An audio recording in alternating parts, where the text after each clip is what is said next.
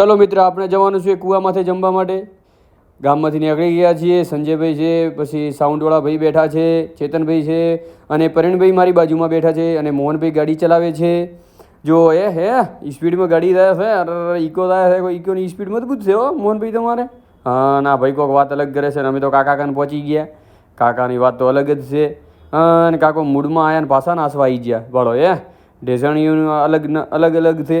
પણ ડાન્સ જેવો કરે છે. ઓહો, જો કાકાનો ડાન્સ મજબૂત જ ચાલે છે. જો સ્પીડમાં નાચે છે. સંજય વાળો જુએ છે. કાકો વરે સ્લો મોશનમાં નાચવા આવડે જ્યાં. કાકાનો ડાન્સ મજબૂત ચાલે છે. સંજયભાઈથી નીકળીને સીધા પહોંચી ગયા કમલેશભાઈ. કમલેશવાળો ફોનમાં ફોફો મારતા હતા. ચેતનભાઈ મોબાઈલમાં સ્માઈલ હાલતા હતા. એમનો ચહેરો ચેવો લાગે છે. અને બળો સંજય તુવાળો કરે છે ઘરે આવવા માટે. વાયર હોમટે વાયર હરતી હોમાટ. બળો સાઉન્ડવાળો સ્પીડમાં જ હોમટે. આ વિચાર એમ કરે છે કે વિડીયો કેમ ઉતારે ભાઈ મારો તું. ચિંતા મત કર, તને વાયરલ નહીં કરું. બળો આ ચા પીએ, ચાનો આશિક.